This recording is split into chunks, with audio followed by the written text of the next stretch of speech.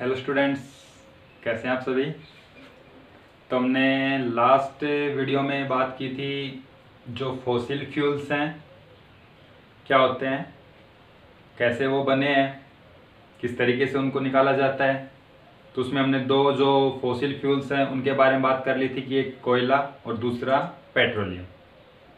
आज हम बात करेंगे थर्ड फॉसिल फ्यूल की, जो कि है हमारा लिक्विफाइड पेट्रोलियम गैस, जिसको हम शॉर्ट फॉर्म में एलपीजी जो है बोलते हैं, जो कि हमारे किचन में जो सिलेंडर होता है उसके अंदर फिलअप होती है, जिसका यूज़ हम कुकिंग द फूड ये सब काम करने के लिए किचन में उसका गैस का यूज़ करते हैं, है ना।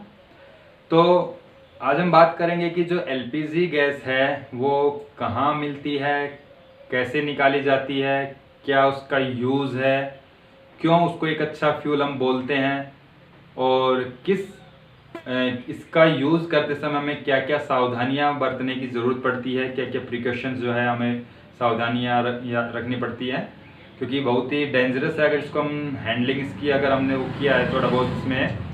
तो ये सारी चीज़ें जो हैं एलपीजी से रिलेटेड। फिर हम बात करेंगे नेचुरल गैस जो है हमारी सीएनजी, उसके बारे में।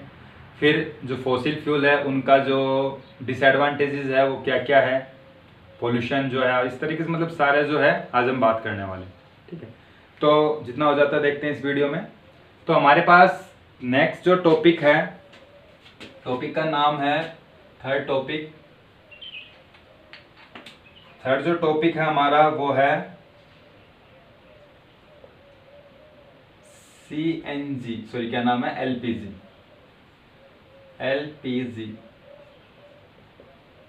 Liquefied petroleum gas. क्या होती है लिक्विफाइड पेट्रोलियम गैस, कैसे बनती है।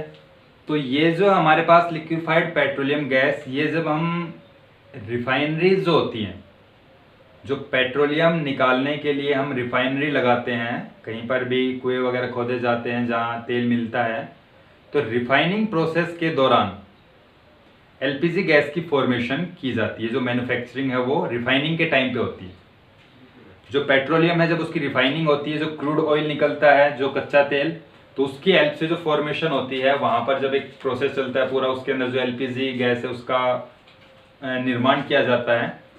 तो ये जो एलपीजी गैस है लिक्विफाइड पेट्रोलियम गैस, तो लिक्विफाइड करके इस गैस को हम जो है सिलेंडर के अंदर भरते हैं कि ये लिक्विड के अंदर चेंज हो जाता है हाई प्रेशर लगाने से। तो जो लिक्विफाइड पेट्रोलियम गैस, इसका नाम रखा गया है कि ये लिक्विफाइड है, कि ज़्यादा प्रेशर अप्लाई करके, क्योंकि गैस के ऊपर जब हम ज़्यादा प्रेशर लगाते हैं तो उसकी स्टेट चेंज हो जाती है। तो इसको हम जब सिलेंडर में भरते हैं तो हाई प्रेशर पे भरा जाता है। आपने देखा होगा सिलेंडर को जब हिलाते हो तो आपको लगता है कि जैसे इस सिलेंडर के अंदर क्या नाम है, पानी भरा हुआ है, मतलब लिक्विड इसको ही। तो गैस को हाई प्रेशर पे सिलेंडर्स के अंदर भरा जाता है तो ये लिक्विफाइड हो जाती है, मतलब लिक्विड में चेंज हो जाती है। और जब हम उस गैस को दबाते हैं तो ये गैस की फॉर्म में बाहर निकलती है, क्योंकि बाहर का जो प्रेशर है वो उसके कंपैरिजन में कम होता है। तो जो लिक्विफाइड पेट्रोलियम गैस है इसके अंदर होता क्या क्या है, किस किस का मिक्सचर होता है ये। तो लिक्विफाइड पेट्रोलियम गैस जो होती है वो मिक्सचर होती है इथेन,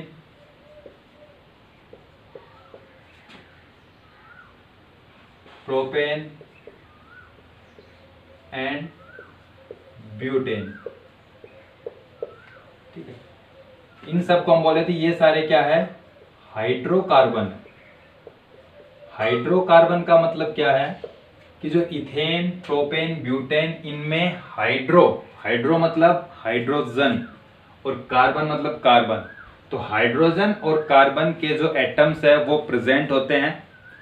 तो इनके हाइड्रोकार्बन्स के बारे में पढ़ेंगे 10th क्लास के अंदर, केमिस्ट्री में आता है हाइड्रोकार्बन्स क्या होते हैं। तो जो इथेन, प्रोपेन, ब्यूटेन, ये तीनों जो चीजें हैं ये हाइड्रोकार्बन है। इनके अंदर हाइड्रोजन और कार्बन के मॉलिक्यूल जो एटम्स होते हैं वो प्रेजेंट होते हैं। तो इन तीनों में से इस गैस के अंदर सबसे ज्यादा ब्यूटेन जो होता है is major component of LPG. LPG के अंदर जो सबसे ज्यादा अमाउंट में मिलता है वो ब्यूटेन होता है। ठीक है, तो एलपीजी क्या है? तो एलपीजी एक मिक्सचर है। किस किस का मिक्सचर है? Ethane, propane, butane. ब्यूटेन सबसे ज्यादा अमाउंट में होता है। पेट्रोलियम जो गैस है, लिक्विड पेट्रोलियम गैस कैसे होती है? तो ये जो रिफाइनिंग होती है क्रूड ऑयल की, जो आपके पास कच्चा तेल निकाला जाता है, तो उस दौरान ये एलपीजी गैस बनाई जाती है। ठीक है, इसको स्टोर कैसे किया जाता है? तो इसको सिलेंडर्स के अंदर हम स्टोर करते हैं, जो हमारे घरों में भी मिलता है किचन के अंदर। तो यहाँ पर जो हमारे पास लिक्विफाइड पेट्रोलियम गैस जो है, इस गैस को यूज करने का रीजन क्या है? क्यों ये इतनी ज्यादा यूज की जाती है? तो इसका जो यूज करने का एडवांटेजेस जो हैं क्या होती है, ये लिख लिया हमने इसमें फिर बात करते हैं हम इसकी एडवांटेजेस की। क्या क्या इसके फायदे हैं, जो एडवांटेजेस हैं क्या क्या है?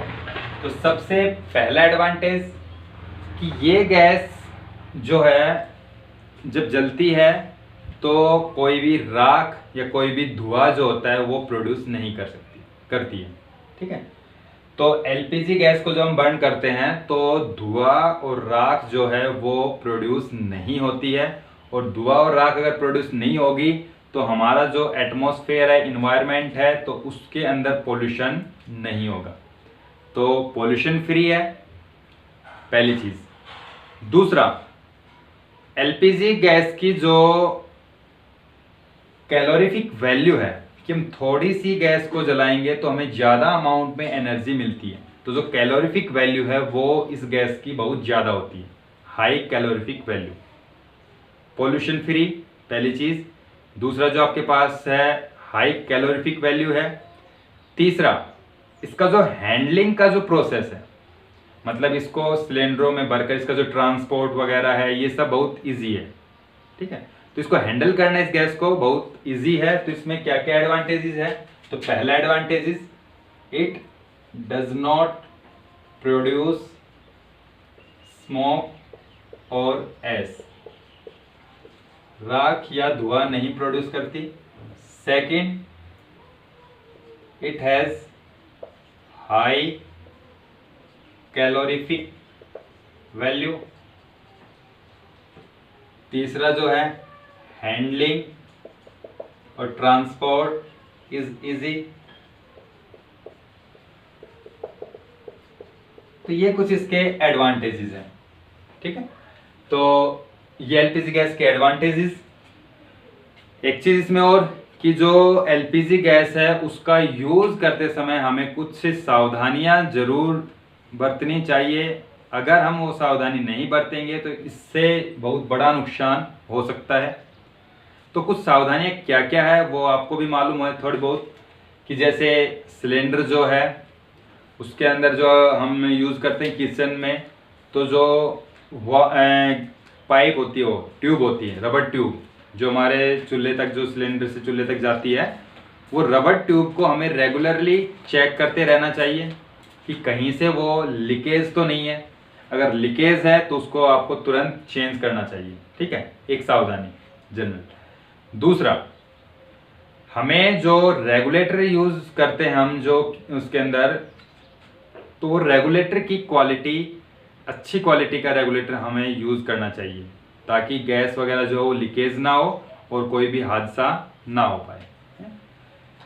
तीसरा, अगर किसी केस में हमारे पास लीकेज हो जाती है अगर एलपीजी गैस की घर के अंदर, तो हमें घर की सारी लाइट जो है वो ऑफ कर देनी चाहिए, क्योंकि इलेक्ट्रिसिटी से शॉर्ट सर्किट जो आग पकड़ने का चांसेस ज़्यादा होते हैं।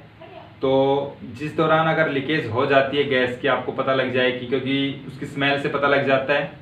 इसमें एक मेटेरियल मिलाया जाता है गैस के अंदर, जो एलपीजी गैस उसकी कोई स्मेल नहीं होती है, उसकी स्मेल के लिए हम एक उसके अंदर मेटेरियल मिलाते हैं। मेटेरियल का जो नाम है वो है क्या, मेरासेप्टेन। ये एक मेटेरियल है जो मिलाया जाता है स्मेल के लिए।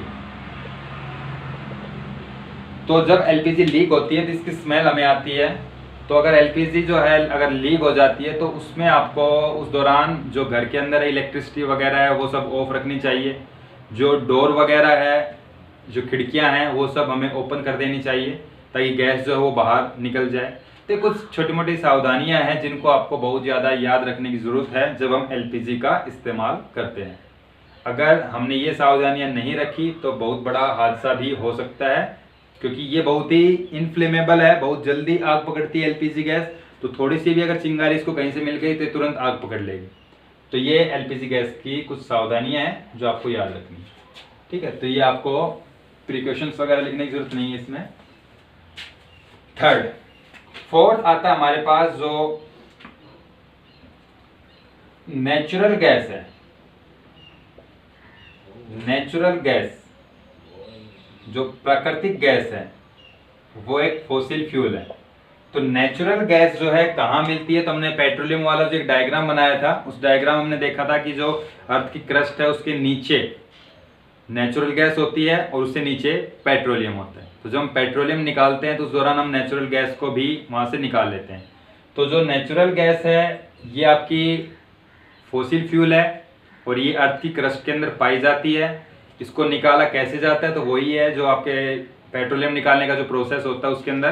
तो उस तरीके से जो है नेचुरल गैस को भी अर्थ से निकाल लिया जाता है with the help of the pipe. जो हमके रिफाइनरीज जो होती हैं वहाँ नेचुरल गैसेज के लिए भी रिफाइनरीज होती हैं, तो वहाँ से नेचुरल गैस को निकाला जाता है। हम तो नेचुरल गैस जो है इसके अंदर क्या क्या चीज़ प्रेजेंट होती है, तो इसके अंदर भी हाइड्रोकार्बन्स होते हैं, लेकिन इसमें जो ज़्यादा अमाउंट में होता है तो it is mixture of hydrocarbon. अब हाइड्रोकार्बन में क्या क्या, methane, ethane, propane and butane. ठीक है, इसमें जो सबसे ज्यादा अमाउंट में होता है वो आपका मीथेन जो है वो 85% होता है। कुछ अमाउंट में इसमें carbon dioxide in some amount of carbon dioxide, hydrogen and nitrogen are also present। तो कुछ अमाउंट जो है हाइड्रोजन का भी, नाइट्रोजन का भी, कार्बन डाइऑक्साइड का भी जो है इसमें मौजूद होता है नेचुरल गैस के अंदर। कुछ ट्रेसेस मिलते हैं, थोड़े बहुत, ज़्यादा नहीं। तो ये जो है आपके पास नेचुरल गैस है। जब नेचुरल गैस को हम कंप्रेस करते हैं और कंप्रेस करके इसको लिक्विड में चेंज किया जाता है, तो फिर हमारे पास जो है नेचुरल गैस को कंप्रेस करके सिलेंडर्स के अंदर भरा जाता है। तो फिर ये बनती है क्या, CNG gas, compressed natural gas. तो when we compress natural gas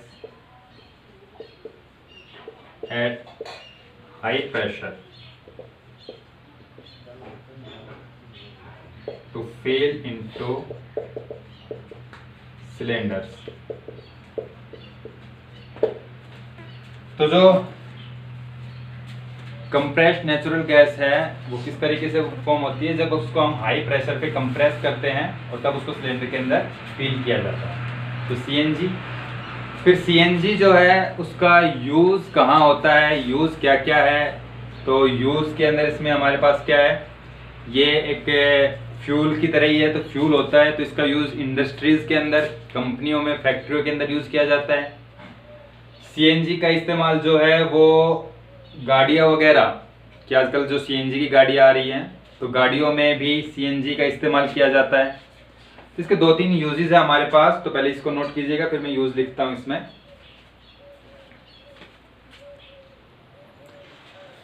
तो मैंने यहाँ पे यूजेस, एडवांटेजेस लिखे हैं सीएनजी के और डिसएडवांटेजेस।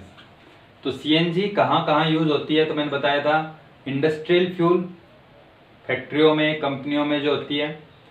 थर्मल पावर प्लांट्स जो इलेक्ट्रिसिटी प्रोड्यूस करने के लिए थर्मल पावर प्लांट्स लगाए जाते हैं, उनमें पानी को गर्म करने के लिए जो गैस है वो सीएनजी गैस यूज़ होती है, कोयला भी यूज़ होता है, सीएनजी गैस भी यूज़ होती है, जिससे कि हम इलेक्ट्रिसिटी को जनरेट करते हैं।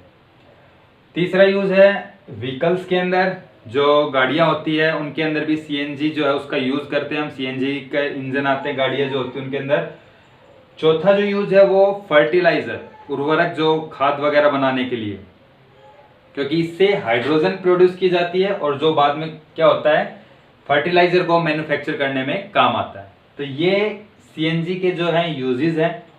फिर एडवांटेजेस की बात करें, क्या क्या इसके फ़ायदे हैं, तो सबसे पहला फ़ायदा कि ये बिल्कुल क्लीन फ्यूल है, जलने के बाद में सीएनजी जो है वो धुआं या राख नहीं छोड़ता है लाइक एलपीजी गैस।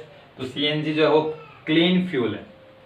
दूसरा, इसकी कैलोरीफिक वैल्यू भी हाई होती है, कम अमाउंट में अगर गैस जलाओगे तो ज़्यादा अमाउंट में ये एनर्जी प्रोड्यूस करता है।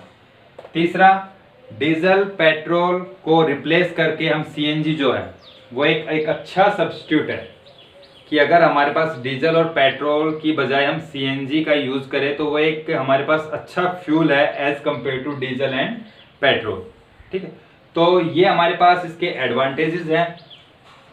फिर यहाँ पे बात आती है कि जो फॉसिल फ्यूल्स हैं, जो जीवाश्म है, उनका यूज़ करने से होने वाले जो नुकसान हैं, डिसएडवांटेजेस क्या क्या है।